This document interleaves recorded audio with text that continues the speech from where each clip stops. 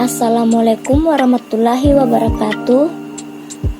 Perkenalkan, nama saya Iis Dayanti Biring dengan NIM 1901403034, Program Studi Pendidikan Bahasa Indonesia, Universitas Cokro Aminoto Palopo. Baik, di sini saya akan menjelaskan jawaban tugas UAS Psikologi Pendidikan yang dibawakan oleh Ibu Marlina. Langsung saja soal yang pertama. Aspek-aspek psikologi pendidikan diantaranya membahas tentang minat, kepribadian, emosi, dan kognisi. Jelaskan pendapat Anda tentang kesulitan atau hambatan apa saja dalam upaya menstimulasi aspek-aspek psikologi. Menurut pendapat saya, kesulitan dan hambatan khususnya di minat. Minat adalah sesuatu yang pribadi dan berhubungan erat dengan sikap. Minat dan sikap merupakan dasar bagi prasangka, dan minat juga penting dalam mengambil keputusan. Minat dapat menyebabkan seseorang giat melakukan menuju ke sesuatu yang telah menarik minatnya. Hambatan dan kesulitannya dalam menstimulasi aspek-aspek ada 4. Yang pertama, minat. Kurangnya wawasan bidang studi atau lapangan pekerjaan yang ada.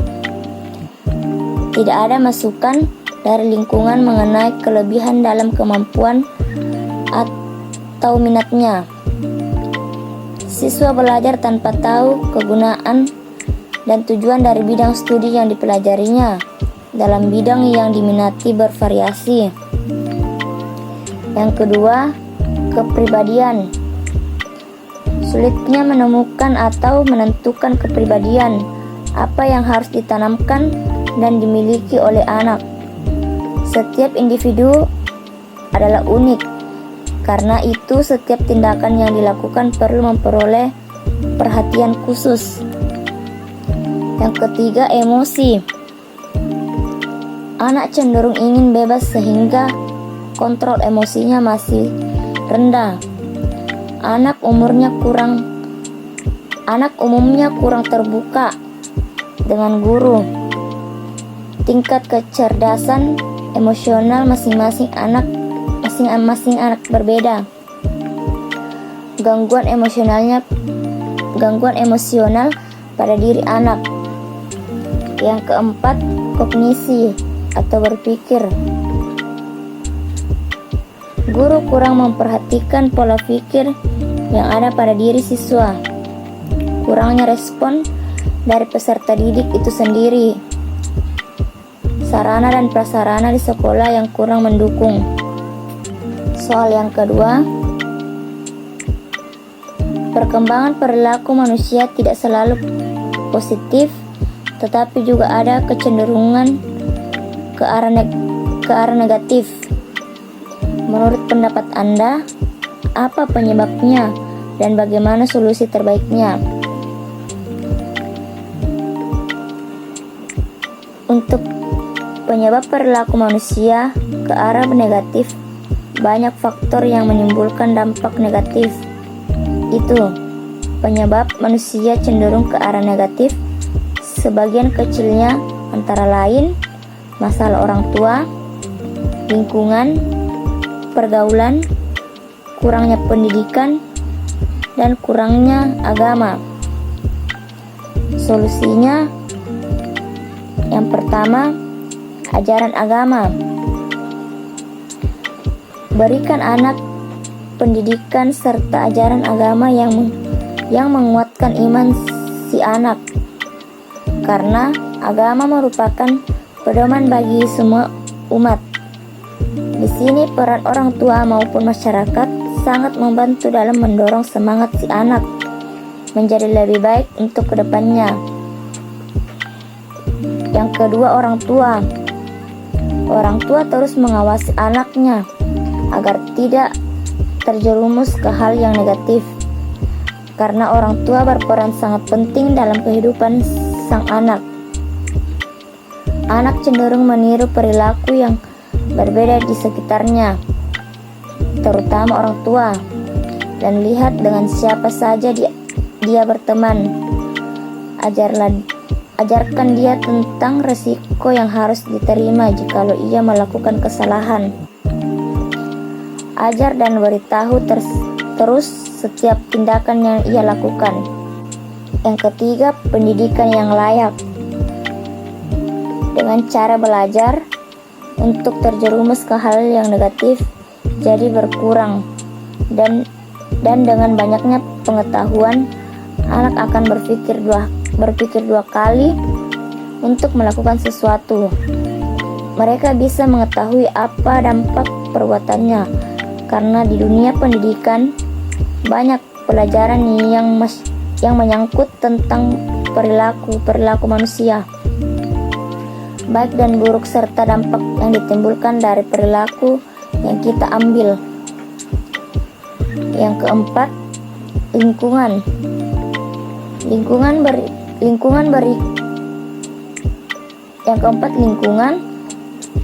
Berikan lingkungan yang baik. Ajarkan anak untuk menjadi kepribadian yang lebih baik. Jauhkan hal-hal yang membuatnya rusak dan terpengaruh, sebab lingkungan termasuk faktor yang sangat mendukung serta berpengaruh untuk perilaku manusia yang menjerumus ke arah negatif. Berikut soal yang ketiga. Daniel Goleman mengemukakan dimensi atau kuadrat emosi yang dapat mempengaruhi keberhasilan individu dalam menyesuaikan diri. Berdasarkan dimensi kecerdasan emosional tersebut, maka jelaskan aspek-aspek kecerdasan emosi pribadi. Yang kedua, ciri-ciri dimensi kecerdasan emosional. Yang pertama, aspek-aspek kecerdasan emosi pribadi. Itu mengenali emosi diri, yaitu kemampuan individu yang berfungsi untuk memantau perasaan dari waktu ke waktu, mencermati perasaan yang muncul. Ketidakmampuan untuk mencermati perasaan yang sesungguhnya menandakan bahwa orang berada dalam kekuasaan emosi. Kemampuan mengenali diri sendiri meliputi kesadaran diri. Mengelola emosi, yaitu kemampuan untuk menghibur diri sendiri, melepas kecemasan, kemurungan, atau ketersinggungan, dan akibat yang timbul karena kegagalan. Keterampilan emosi dasar. Orang yang buruk kemampuan dalam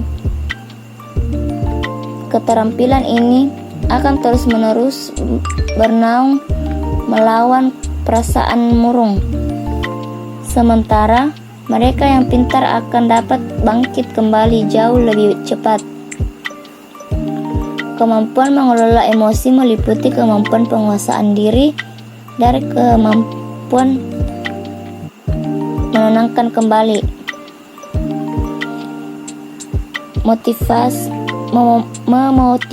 memotivasi diri sendiri, yaitu kemampuan untuk mengatur emosi, merupakan alat untuk mencapai tujuan dan sangat penting untuk memotivasi dan menguasai diri.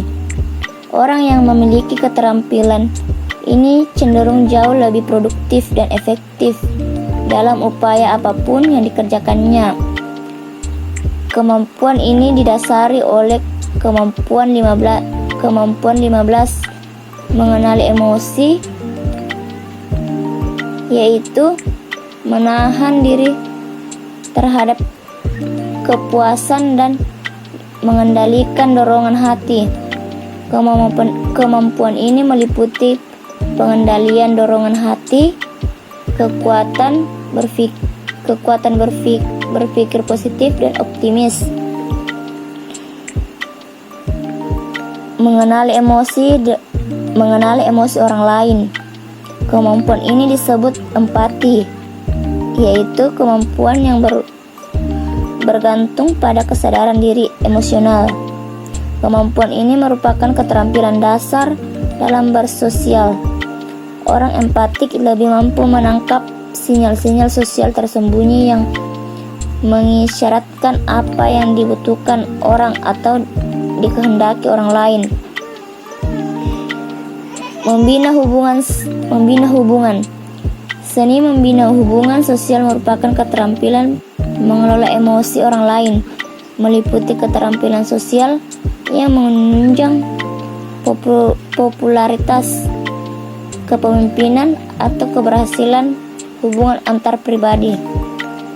Yang kedua itu ciri-ciri dimensi kecerdasan emosional.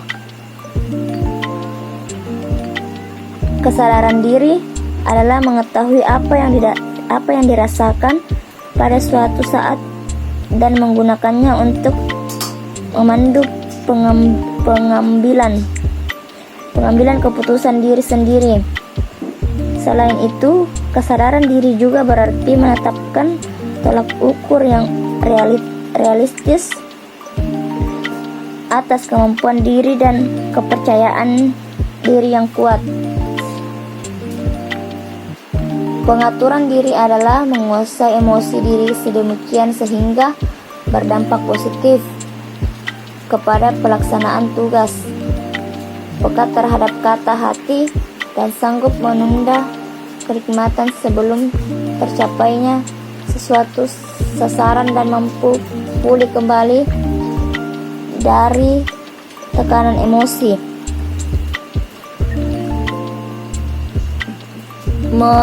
Motivasi menggunakan hasrat yang paling dalam untuk menggerakkan dan menuntun seseorang menuju sasaran. Motivasi membantu seseorang mengambil inisiatif dan bertindak sangat efektif dan untuk bertahan menghadapi kegagalan dan frustasi.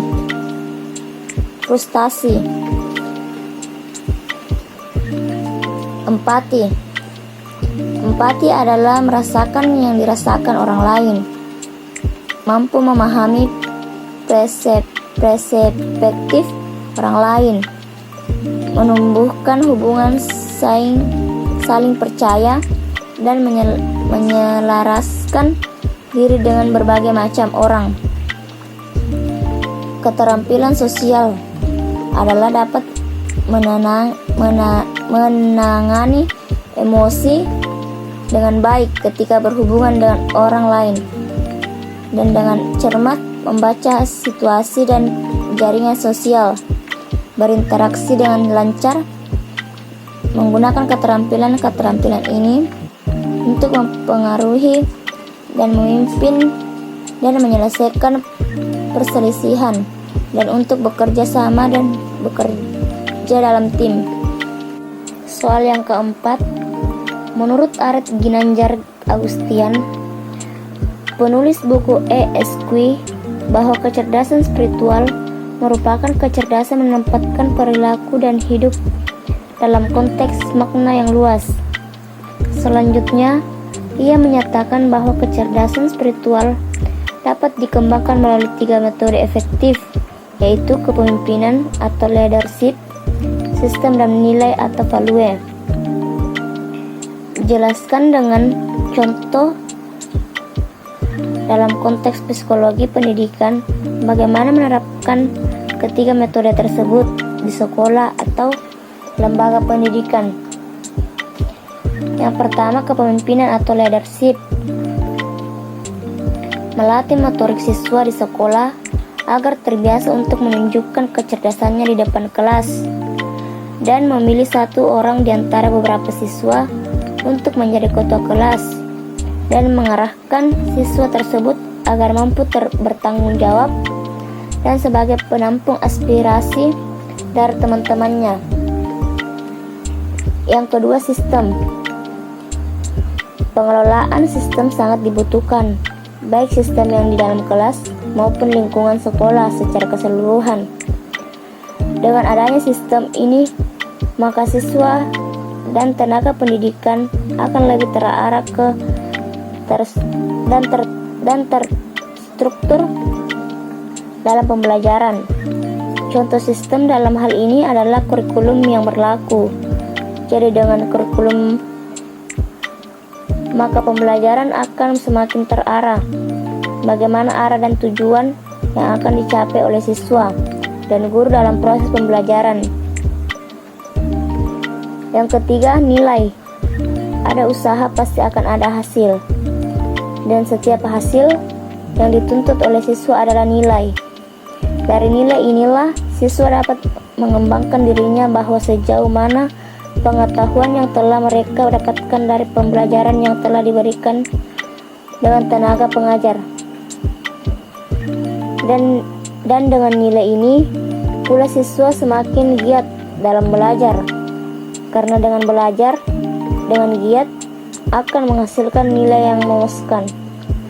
Contoh dari kasus ini adalah memberi penghargaan terhadap siswa yang berhasil mendapatkan nilai tertinggi di dalam kelas. Soal yang kelima, sebutkan dan jelaskan teori belajar yang Anda ketahui disertai aplikasinya dalam pembelajaran. Teori pembelajaran behavioristik.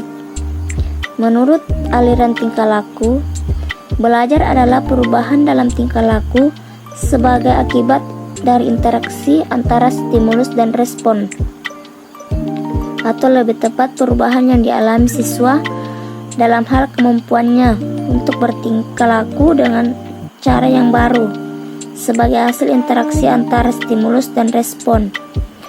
Pandangan ini dikenal dengan aliran behaviorisme yang mempunyai pandangan bahwa perilaku harus dijelaskan melalui pengalaman yang diamati, bukan dengan proses mental. Menurut kaum behavioris, pemikiran, perasaan, dan motif bukan subjek yang tepat untuk ilmu perilaku, sebab semuanya itu tidak bisa diobservasi. Meskipun semua penganut aliran ini setuju dengan premis dasar ini, namun mereka berbeda pendapat dalam beberapa hal penting. Aplikasi teori belajar behavioristik.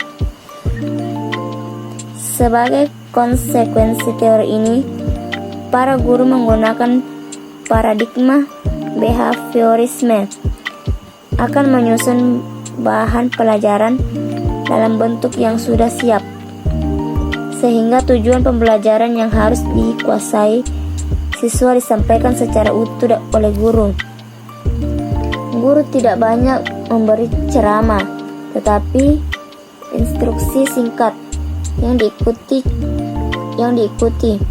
Contoh-contoh baik dilakukan sendiri maupun melalui stimulasi.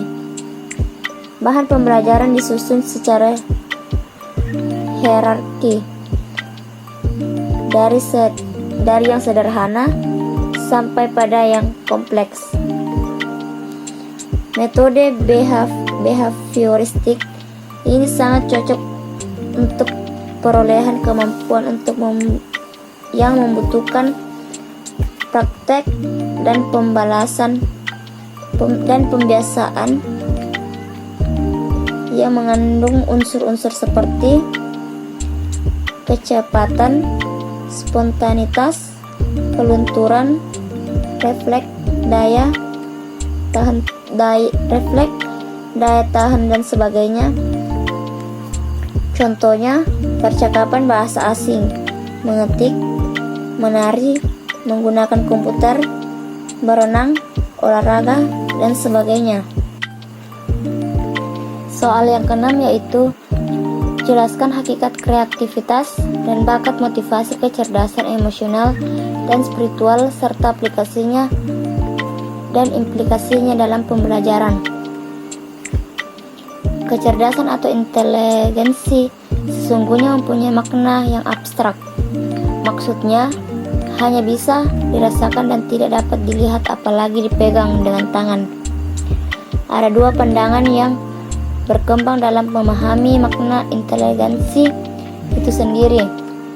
Pertama, inteligensi sebagai faktor tunggal menegaskan bahwa kecerdasan sebagai kemampuan mental umum, sebagai kemampuan untuk membuat suatu kombinasi, dan kemampuan untuk berpikir abstrak.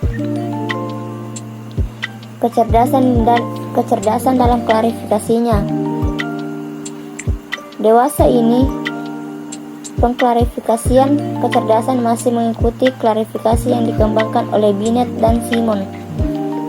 Di antaranya idiot, IQ-nya IQ 0 sampai 19. Imbecile, IQ 20 sampai 49.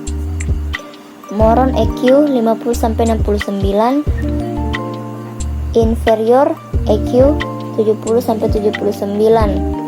Bodoh, IQ 80 sampai 89.